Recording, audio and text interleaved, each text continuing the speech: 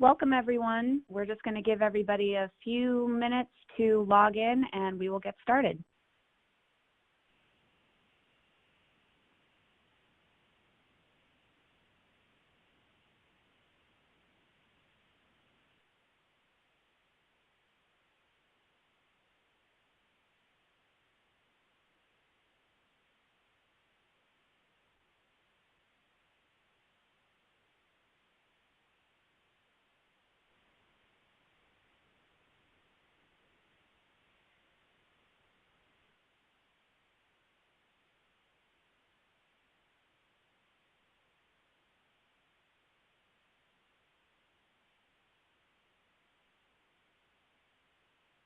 Hello, everyone, and welcome to today's webinar, Privacy Secrets Your Systems May Be Telling.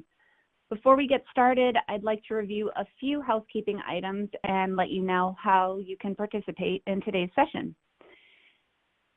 Our webinar will be greatly enhanced by your participation, so we encourage you to submit your questions via the Ask a Question button throughout today's presentation. We'll answer as many questions as we have time for at the end. If you experience any audio issues during the session, please click on the Rate This button on top of your player window and follow the instructions to receive help from the BrightTalk team. And just a reminder that this event will be available on demand just a few minutes after we end today. And everyone in attendance will receive an email just after with a link to the recording, a copy of the presentation, and some additional resources. In the meantime, we'd like to invite you to follow our channel for access to upcoming events and additional on-demand content. Now, let's get started by introducing today's presenter, Kevin Poniatowski. Kevin is a senior security instructor and engineer at Security Innovation. He brings an optimal blend of speaking ability, technical savvy, and an insatiable passion for security to Security Innovation's training customers.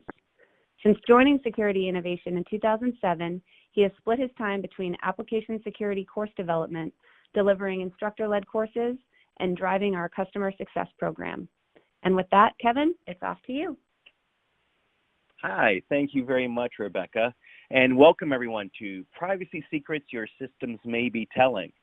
And actually, when Rebecca mentioned my title, I've actually been promoted to principal security instructor now, so I have been upgraded. So I just wanted to mention that I've been teaching application security and privacy topics now for over 11 years. Actually, boy, we're almost at 12 years now. So I've been principal now for over a year. So I'm glad to share the information with you today that it's really becoming more and more obviously important to us as more and more personal data is stored by organizations around the world, whether it's for business purposes or other reasons.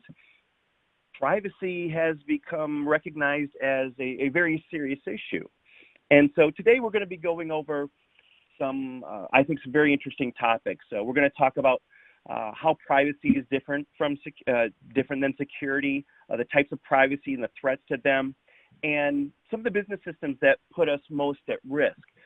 If you can see the detailed presentation abstract, the last point on there says mitigating the OWASP top 10 privacy risks.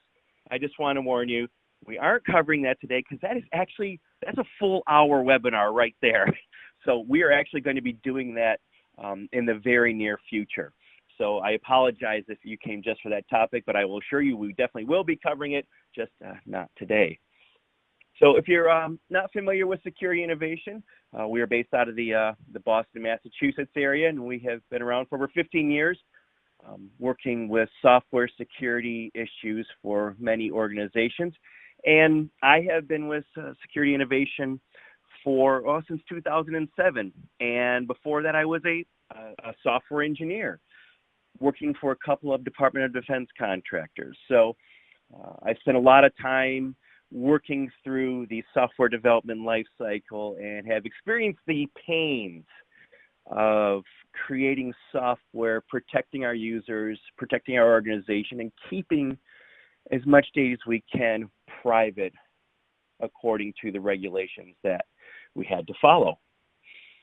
But is a good question is, what exactly is privacy? It's kind of one of those topics where, well, I know it when I see it, but the definition of privacy can be pretty vague.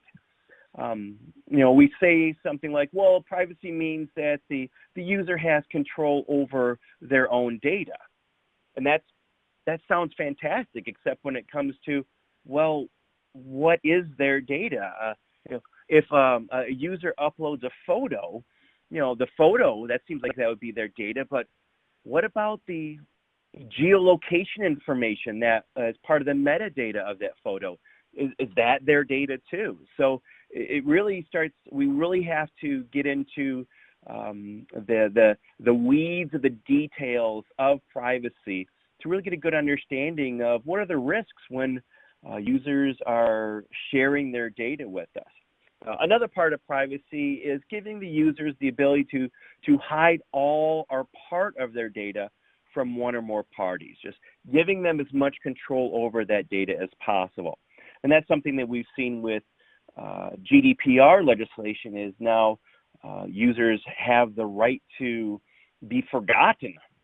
And that is certainly some functionality that I know lots of organizations did not initially have built into a lot of their software. And so that is certainly a big hurdle to have to cross. So there's a lot to talk about when it comes to privacy issues. And so let's dive right in.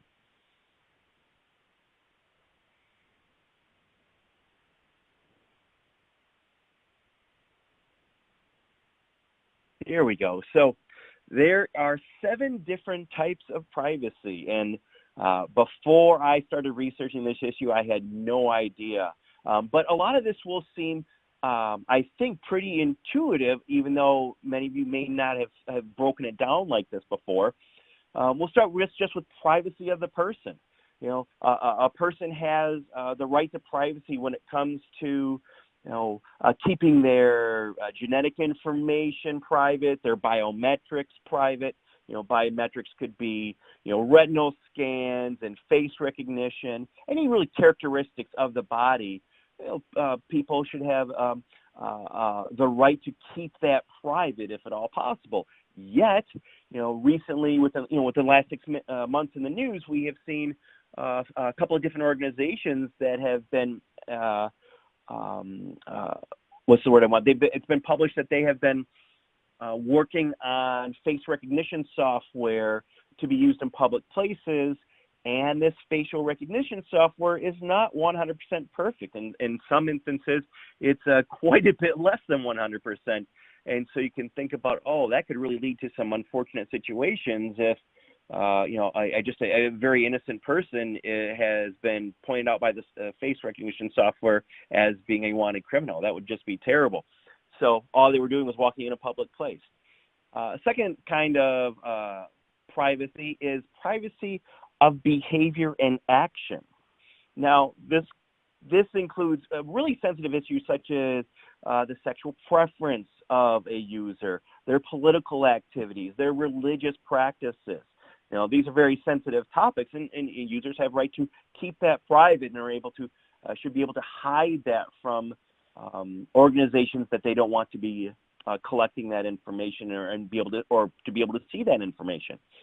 The third type here is privacy of communication. Users should be able to feel secure in the fact that their communications are private. We think about the U.S. mail, that is supposed to be private. But also their cell phone conversations, their emails as they go across the internet. So they have the right of that to be private. Number 4 is privacy of data and images. So, as much as people love uploading pictures to Facebook and Instagram and Twitter and Tumblr and all of those, there's a lot of data in those images that people may not be aware they're uploading, but they do have the right to, keep that information private. Because I already mentioned that sometimes geolocation information is stored in those photographs. So if someone uploads a picture of the restaurant they're eating in, someone could actually see exactly where that restaurant is located. Number 5 is privacy of thoughts and feelings. And this is one where people have a right not to share any of their thoughts or feelings about any topic that is relevant to them. They should be able to think whatever they like and have creative freedom to have these thoughts and feelings without them, having to worry about them being shared to organizations they may not feel the same way. Number 6, privacy of location and space. This is a big one. Individuals have the right to move about in public without being identified, tracked, or monitored. And now we see, what about if a person goes to a sporting event and there are cameras being used to, for facial recognition purposes? How does this affect their privacy? And then finally, number 7, the very last one, privacy of association. This boils down to that we have the right to associate with whoever we wish without being monitored. And, this is something that is definitely very important in the United States because we have the right to affiliate ourselves with multiple types of political groups and religious groups and environmental organizations without, hopefully we shouldn't have to be afraid of, that information being shared. So there's a lot of data that needs to remain private. And if this data is shared with our organization, that means there may be legislation that has us protect that information, just as this was, users' social security numbers or credit card numbers. We get to protect this in the exact same fashion. And when it comes to this information, we may even have to take more steps in protecting it. So when I first began to dive into the privacy topic and start to talk about it with my training classes, I had mentioned to me by multiple students that they felt like that privacy and security were the same topic. And that's not true. And now, certainly, security is really important when we're protecting this information that our users have shared with us. But they are not the same. Privacy and security are not the same thing. They certainly overlap. But as you see here on the slide, privacy empowers users to control the collection, use, and distribution of their data, while security is when we as the organization establish protective measures that defend against any hostile acts that could potentially gain access to that personal information. So privacy and security actually, can work together. And but we can't just rely on security by itself and say, oh, yes, well, we're also implementing privacy within our software, because that's not true. So there are no, often security measures don't include having controls where users can gain access to all of the data that we have stored about them or delete all the data that we have stored about them. So a few years ago, I was working for a large financial organization, and one of their most important customers came to them and said, we would like to know how many of your people have access to our sensitive financial data. And this financial organization said, sure, no problem. No, we will get that information from our organization, and we're happy to share it with you. But when they tried to total the number of people within their own organization that had access to this customer's information, they found they didn't know the answer to that question. And one of the reasons was that during the software development process, and this financial organization had over 1,000 applications they'd built for internal use, that so many of their customer databases had been replicated and copied over time that they realized they no longer had any idea how many of those databases even existed and who had access to them. So the privacy of their customers' information could have been not secured nearly as well as they'd hoped for just because they were unaware. And if their customer asked them to delete that information, they didn't know exactly everywhere they had to go to delete it. So we do have a big difference here between privacy and security. There's certainly some overlap, but they are not the same thing. So an important question is, well, why do we need to invest in privacy? We've been talking for a long time about why organizations need to invest in application security. Well, when it comes to privacy, one of the big reasons is legislation. Depending on where your organization is located, there are a lot of rules out there or laws out there that have to be followed. And it's important that organizations are investing in privacy so that we are lowering the organizational risk when it comes to any kind of breach of user privacy. So first and foremost is because we have to do it because the laws say we have to, and they are different depending on our location. If we are dealing with European customers, we have to work with the GDPR legislation. If we are based in the state of California in the United States, we have to deal with that very specific type of privacy legislation. So that's one big point right there. We have to invest in privacy because often laws say we have to. But it goes beyond that too. It also increases user satisfaction and trust, and can even be a competitive differentiator. If we have a major competitor and they aren't protecting the privacy of their users as well as we are, boy, that's a big sales point, I would think.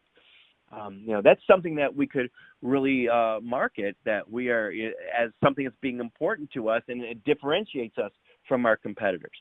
And I know from personal experience that when an organization that I know I've shared my data with, and they have made me feel like that the privacy of my data is very important to them, and they're giving me control so that I have some kind of effect over what data is shared and stored by them, it makes me feel like they're doing the right thing. And that's going to build loyalty up within me, and it has in the past. And the opposite is also true.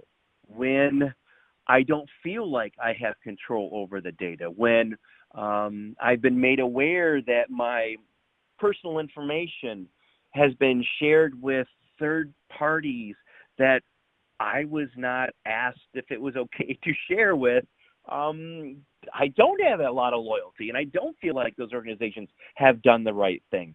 And when it comes to user satisfaction, I would say it was very low. So that's a real big reason to invest in privacy. Is just if we're doing it correctly, we increase user satisfaction, increases the trust and loyalty our users are going to share with us.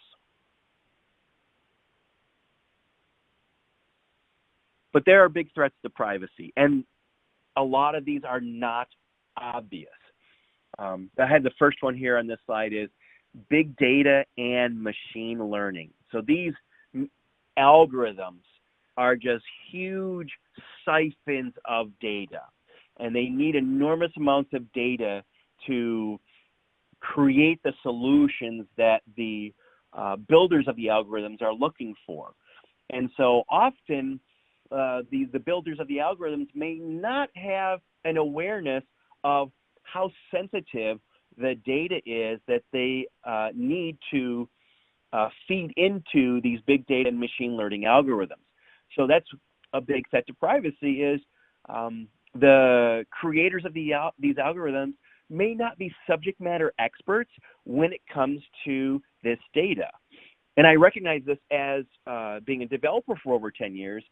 I worked on software that allowed military pilots and navigators to plan missions. But I have no idea how to fly a plane, zero, even though I wrote software that helped pilots and navigators fly their planes for many years. I was not a subject matter expert. I could create software that would help them, but that did not mean I was an expert on the data they needed. And so that's what happens with these algorithms that are created. The creators, while brilliant, are not necessarily subject matter experts. So this could lead to some leakage of this data that could, absolutely be a violation of the privacy of the users. Cookie proliferation. So when it comes to browsing the internet, if you are not already an application security expert, it is difficult to control the data as we browse from site to site to site. And there are also third-party cookies that, if users are not aware how to block those, that are siphoning off personal data for those sites' own purposes. So cookie proliferation is another big threat to privacy that often users aren't aware of, and maybe even the developers of the websites may not be aware of, that other third-party cookies are then added later on in the process, and those third parties are reading data that maybe they should not be having access to. The third point here, seizure of cloud data. Now, this is can be kind of confusing because, large organizations that have cloud storage platforms, it may not be well known, where is this data actually being stored? What country is this data being stored in? If an enormous cloud services corporation like Amazon is storing users' data on servers that are actually located in a foreign country, say, like somewhere within the European Union, now, even though that is data that may be of citizens of the United States, but the data is stored within the European Union, now what if the European Union has laws that say that data can be seized upon? How does that affect organizations that are based in the United States? What are their responsibilities when it comes to that kind of event? And so the seizure of cloud data can be kind of a very confusing legally. Fourth point here, location and sensor data leakage and betrayal. So a story from last summer was where, I forget the brand, but it was the fitness watch that a lot of military, members of the United States military had been using to record their exercise routines. Well, they were using these fitness watches when they were, let's just say, located in locations that was supposed to be secret. They were in other countries where it was not common knowledge that they were there, but this location information was then leaked by applications running on these fitness watches. So without the users understanding at all that this was happening. So here we have a tool that users were using, and they thought they were being safe, but unfortunately that data was being leaked. And then finally, metadata analysis. And we're going to dive a little more deeper into this, but metadata, so this is data that can be learned from details that may have been masked or anonymized within a set of data, but we can still kind of connect the dots by looking at the information that is presented to us and learn something about specific users, even though the data that specifically said who they were had been covered or masked in some fashion. So we're going to dive more into that in just a few minutes, but it's really fascinating. We're even going to do a little thought exercise around metadata analysis. So some of the regulations that are very important to us when we start to talk about privacy. Now, these three right here are very big ones, and maybe everyone online already knows about them. HIPAA protects healthcare data, and GDPR is, what's very important to us if we're doing work within the European Union. And the final one here is GLB, is the Gramm-Leach-Bliley Act, which protects financial data. Now, those are very well-known privacy regulations, but there are other regulations out there that are also important. For example, the Children's Online Privacy Act of 1998, which requires parental consent before collecting any data relating to minors. And so it's not uncommon for children to have Twitter accounts and Facebook accounts, any kind of social media, even though those websites, have in their I've forgotten the name of their in their legal uses, and I know that's not the correct term, but they say right front that children are not allowed to have accounts on our site until they're of such and such an age. Well, this Children's Online Privacy Act of 1998 requires parental consent before collecting any data related to minors, and if a website is found to not be following that could lead to some issues.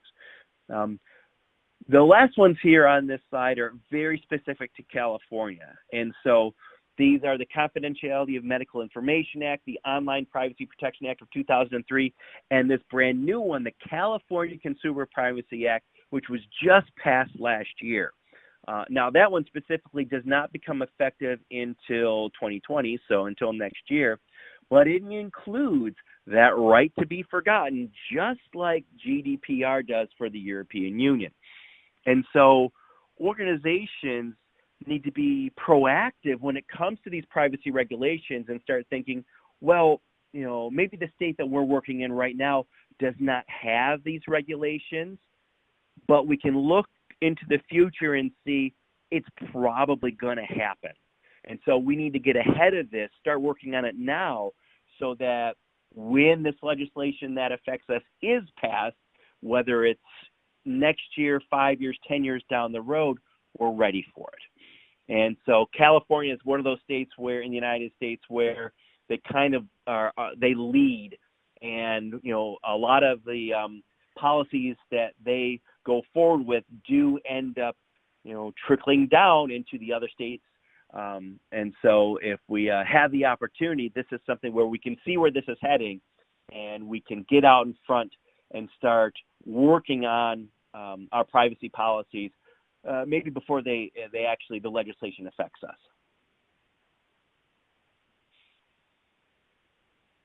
So let's dig into the data. I was talking about the metadata that is a big issue when it comes to privacy. So let's actually jump into the data.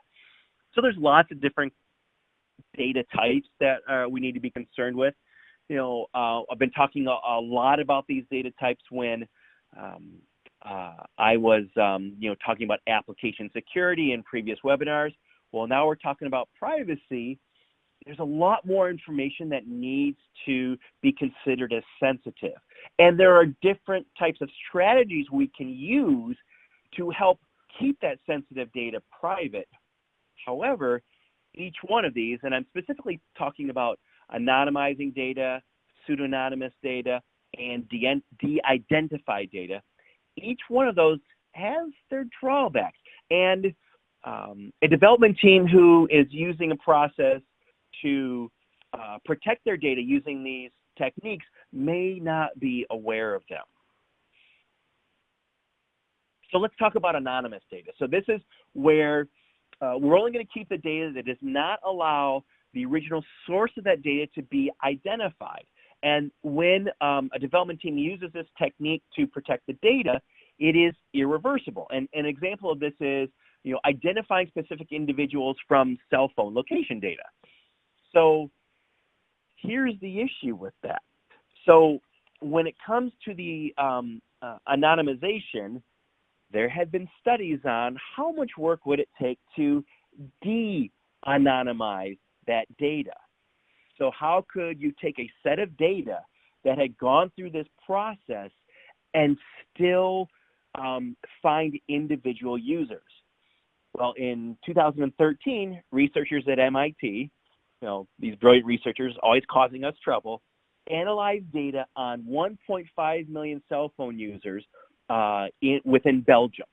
And over a span of 15 months, they found that just by using 4 points of reference was enough to uniquely identify 95% of those callers, even though that data had gone through the anonymization process.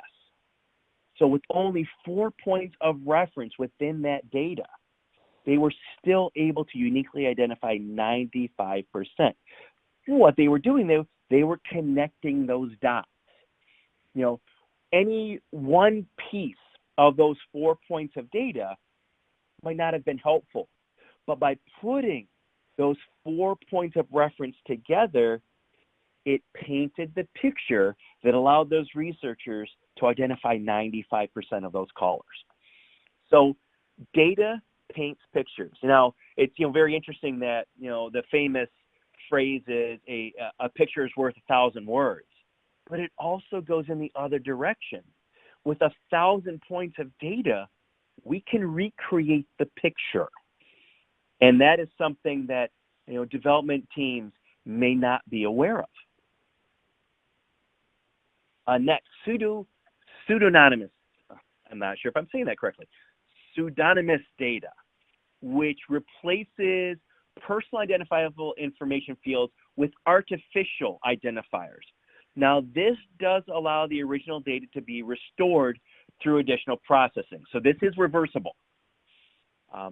So here we have an example of American Airlines released private anonymized data. Researchers quickly de-anonymized it. And the issue that they were able to do this by using statistically useful re-identification techniques. So here's how this process worked. When the American Online username had been changed to a random ID number, the ability to analyze all the searches by a single user would easily be able to determine who the user was. So that had been, using this pseudonymous technique had been removed. So in the mid-90s, a government agency in Massachusetts purchased health insurance information for employees of the state and decided to release records of hospital visits to any researcher who requested that data at no cost. So this data became their product. And this group assured that the patient's privacy was not a concern since it had removed identifiers such as the user's name, home addresses, social security numbers. They had been replaced with another identification number that the purchasers would not have access to. So a graduate student, maybe you see a pattern here, decided that would be an interesting project would be to see if she could find, since this was health insurance information from a specific state, see if she could find the governor's health insurance information from this set of data. And by combining this health insurance information with the voter database of where the governor was known to live, she was able to identify the governor's health insurance information very easily. And this was actually published in a New York Times article. So even though we're using these techniques to protect this data, we can still, or I would say, when I say we, I mean researchers can still paint that picture, allowing someone to take this data and yet still find individual users. Finally, the last one here, de-identified data. We're going to remove the identifiers, but keep the core data. So we'll remove names, remove social security numbers from health records, from any type of information about, let's say, analyzing the rate of infection. Because that could be very sensitive information. This is a very communicable disease that maybe it would be very embarrassing for a person to be known as having that disease. But the issue is re-identification. Now, the process of this happening could be combinations of data sets that whereas maybe one data set couldn't be used at all to help someone identify this person, but by combining them again, very, very similar to the previous story, this could be used to identify unique individuals, and it has been in the past. So actually, let's try to do this process ourselves. So look at this picture here. It's a black and white photo of a person sitting down, and the person's face has been blurred. So what can we learn about this person from the photo? And it maybe at first glance it seems like, whoa, this person is anonymous. But are they? Are they really? What can we learn about this person? So let's start thinking about, what is this person's age? You know, I feel pretty certain this is not a senior citizen. It seems that I would guess this person is probably also not a preteen. So we can start to create a kind of a window of the age of this person. I would guess this person is probably from the ages of 17 or 18 to maybe early 30s. That's just kind of what I'm picking up from this photo. Is this a person? Is this a picture of a person? Is this a male or female? I'm going to lean towards male. I'm not 100% sure, but from the haircut, I'm going to lean that way. I'd say it's a lot more likely that this is going to be a male. Also based on the clothes, also I'm going to say this is male, not just by the haircut. I'm not ruling out female, but it's more than likely a male. What else can we learn about this? What about the heritage of this person? Is this a Scandinavian? I would say no, probably not Scandinavian. This doesn't look like a blonde Viking. So you can see I'm starting to take dots, and they're educated guesses. Not all of them are correct, but I'm starting to collect the dots and starting to learn about this person. Now, if we could actually get the metadata of this photograph, then I would get information like, when was this picture taken? Where was this picture taken? Maybe I could learn, well, this was taken in an art gallery in New York City at a very specific time. Like, oh, okay, well, that certainly could help me really narrow down the information about who this individual is. If I could start to pick that kind of information up, because whoever shared this picture with us was not aware that data was included with this photo. Now we're learning more information that user was not aware that they were sharing. So what else could we learn about this person? Maybe we can even get into, now I don't have this knowledge, but about the fashion this person is wearing. Maybe we could learn about, specifically who makes those shoes. Those shoes look, to me at least, look pretty unique. Those are shoes that I certainly don't see a lot of my coworkers wearing around the office. Maybe I could tie that to a specific industry. Maybe those types of shoes are they're often worn by musicians or other types of artists. So you can see I'm starting to build up a lot of educated guesses about the specific individual. Given enough time and enough information, we could probably figure out who this is. And yet the photo appears to be anonymized by that blurring effect over the face. So, one last point. I wonder if we could figure out this person's height based upon how they're sitting and the wall behind them. If you notice, it's kind of hard to tell from this slide, but there are tiles on that wall. And if we could make an educated guess about the size of each tile, we could get and then start to make educated guesses about, okay, how big is this person's head compared to the rest of their body, their leg length, and we could start to build their height. This person's probably not, 7 feet 6 inches, because that would be like Shaquille O'Neal size. and so this person is probably smaller. So you see, we start to build up information about this unique user, and we can learn a lot more about them than maybe some of you might have immediately thought, from first glance at this photo. So we can also start to think about what's missing from this picture.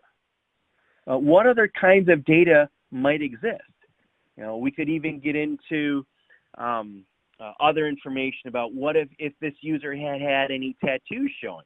We don't see any tattoos.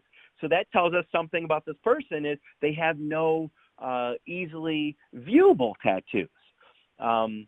So the more time we spend with this picture, the more we can start to learn about this specific photo of this person.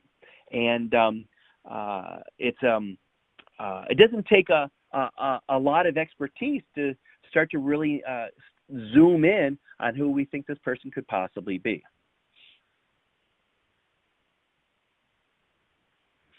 So we understand now that privacy and security are, while they have some overlap, they are two different processes. And so I want to talk about data lifecycle and data flow. Here's an example of the life cycle of data through an organization. Now, this is something that's important for an organization to have an understanding of and even to document. How does the data exist throughout our organization? It may be this is something that is understood kind of as a word of mouth understanding, but is it documented? And often the process of documenting the data life cycle can reveal certain things to us. So let's say, for example, we'll start right up here at the top. We capture new data, and then we move in a clockwise fashion, and the next step would be that data goes through a maintenance process where it goes through some kind of processing algorithm, some kind of transfer to another application, another database. And then it goes through some kind of a synthesis process where now let's say the business analysts have their hands on it, and they're analyzing it. And then they start to use it where maybe it's being sent to a partner, a third party. It's being sent to data backups. And you see, we're documenting the life cycle of this data. And eventually, as you continue going in a clockwise fashion, you get to where, okay, now we're in its final stage of the life cycle where we're removing that data from every place we've stored it. We are purging it. Maybe if this is financial data, there are laws that regulate when exactly we have to purge this data from our system. And that means we have to have an understanding of where is this data being stored throughout our organization. If we're storing data in a cloud environment, we better make sure we know everywhere throughout that cloud environment this data is being stored so we can purge it according to the law. So having an understanding of the data life cycle is really important to an organization, and it depends upon the laws on when we are going to end up having to purge this information from the organization. So it all depends on what the users are sharing with us and how the laws apply to that. So this is an example of the data life cycle, something that is important for us to think about and we should probably have documented. And next we have data flow analysis. This is different from the data life cycle. This goes specifically to how data flows through a unique application and then is stored within the system. Now I had this here because this is actually part of GDPR compliance. Organizations need to map their data and information flows in order to assess their privacy risks. So we can do that by detailing that information flow. For example, the information starts at our customer, it flows into our organization, it then flows down to a third-party supplier, maybe something like that. But we actually then have to document that. We describe that information flow, walk through it to see if we can identify any unintended uses of that data. Let me give you an example of that. Let's say we have an agreement with a third party to share with them data about our customers for marketing purposes. And so our software developers who have been creating the application that receives that information from our users then sends it to that third party. But the software development team was unaware that some of that data is protected by legislation and should absolutely not be shared with that third-party supplier. The developers did that because they were not subject matter experts on privacy legislation and what that data actually was that they were processing. So I hope it doesn't sound like I'm blaming the software developers, because I don't mean it like that. But that's a very easy mistake to make. The developer just made an easy assumption that they were supposed to share all the data with that third-party supplier, when in fact they weren't supposed to. And that had not been communicated to them by someone from, let's say, the privacy team, or if you didn't have a privacy team, someone in project management. So to help lower the risk of something like that happening, we need to identify the key elements of the data that is flowing through the application. So we need to list what are all the separate instances of the data. We need to break it down into each data item. What is the format of that data? So, if this is geolocation data of a user, what is the format of the data? What is the transfer method? Is this being transferred securely? Are we just using email to send this information? Are we sending it in encrypted format over the internet? Is it being sent on backup tapes that some of the data is encrypted, some of it's not? We have to have an understanding of how that's broken down. And the last point here is, where is the location of this data during this information flow, and how does it change? It comes from the customers who are sitting at home, comes into our organization. Okay, where are the web servers located that are receiving this data? And then is this data then being sent up to the cloud through some kind of cloud service? Okay, so where is that data then physically located if it's located up in the cloud? Is it still within the United States? Is it in the European Union? Is it in a different country? So the locations of this data matter. So here's just a very high-level example of data flow analysis. And remember, this is for a unique application. This is for an application, where the data lifecycle was, a much higher level. This is for each application. And so you can see there could be many different steps of the data flow as it goes through the application, depending on the use cases, how the functionality that the software engineers have built into the application. The data can go in many different places. So we want to make sure by having a data flow analysis diagram, and this is something that, we could do, during, the designing of software. So it hasn't even been built yet. It's still in the design process. We want to have an understanding of where this data is going to flow through the application and the location of that data and how it's going to be transferred. So a little more deeper dive into this data transmission. I don't want to get too technical here, but data can be sent many different ways. And it could be sent in an encrypted form, or it could be sent in plain text form. But there's still a lot of different ways to do that that software developers have to make good decisions about. And so this is something where we want to have a very firm understanding of how this is going to happen before it gets down to where the developers make a decision about this. Because if we know that there is privacy legislation that dictates to us how this data must be protected, then we need to educate the development team on how this needs to be performed before they start making decisions about it. Like what properties do we expect from the transmission of this data? What's most important to us? Well, it's going to be privacy if there's legislation that, is telling us, we have to protect this data.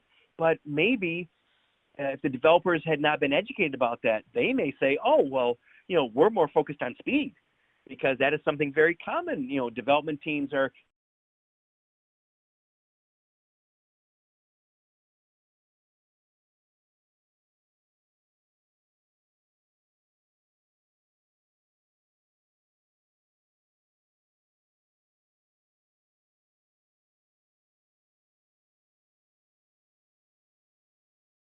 watching network traffic, and if they can have access to data that's going across the network in plain text, they have access to sensitive data.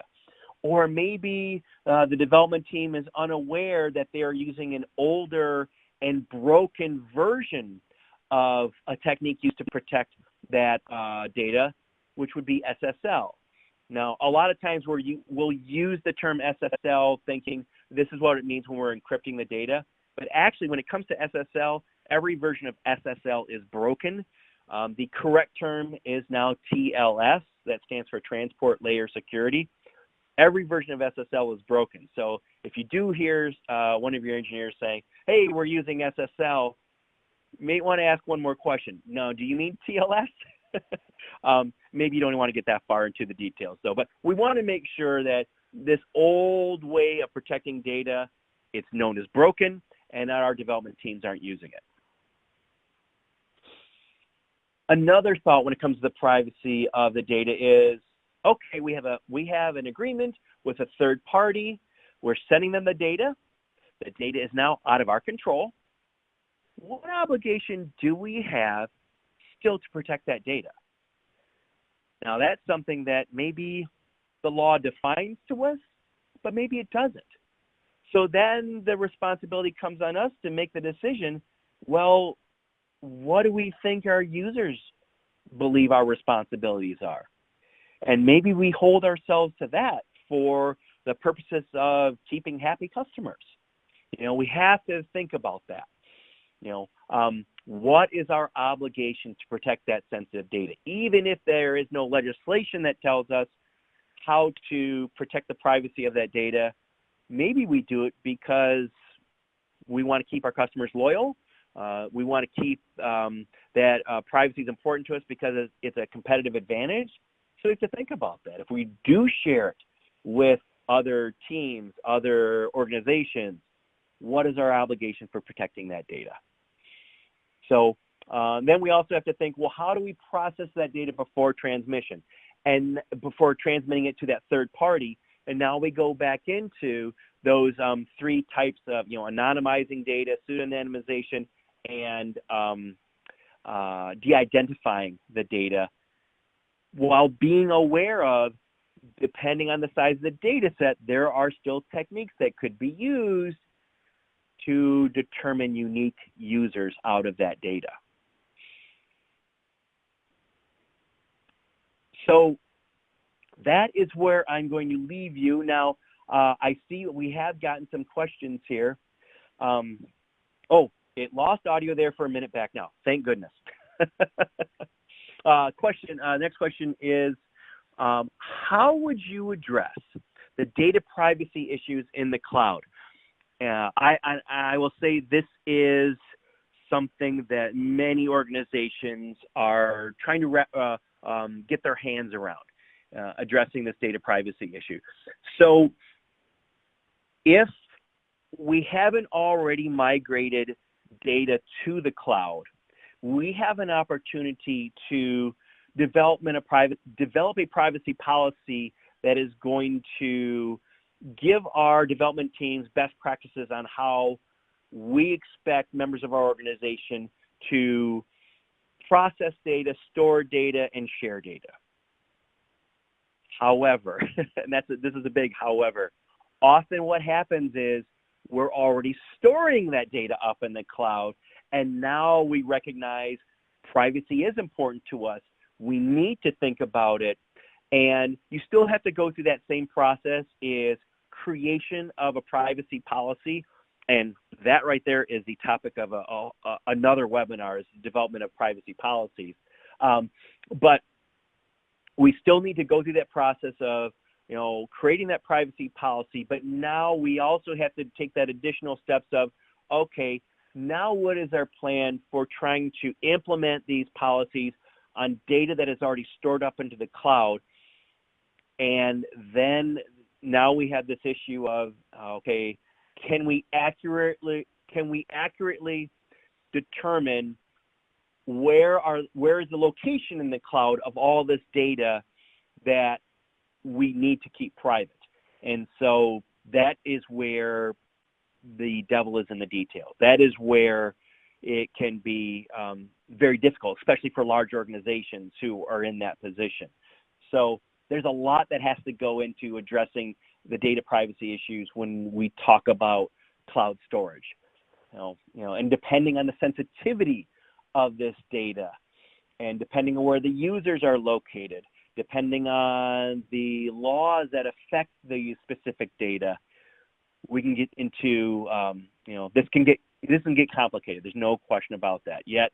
And this is why some large organizations that I've worked with, they have an entire privacy team that their job is to handle these types of issues. So, I wish I had a rule of thumb to give you, or something short and quick, but unfortunately I don't. That's a big issue that needs to be addressed there. Let's see. Oh, I have another question here. Who's the person in that picture?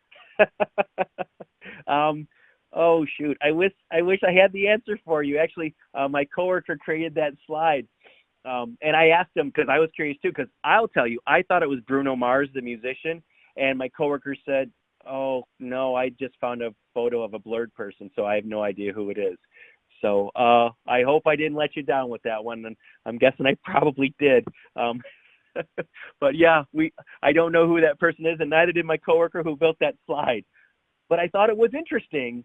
We were able to make very educated guesses about that person just by putting a little thought and effort into seeing the pieces of data we could pull out of that photo and starting to connect those dots. So I want to leave that with you is we know a picture creates 1,000 words, but 1,000 words can also create a picture.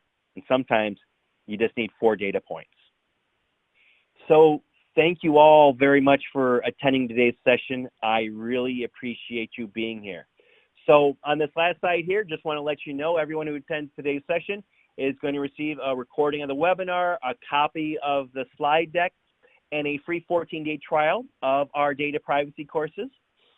And please join us on February 12th for the next webinar in our privacy series. And it is entitled Creating an Effective Application Privacy Policy.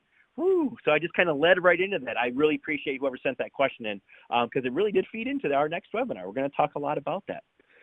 Thank you all for joining me today, and have a good rest of your week.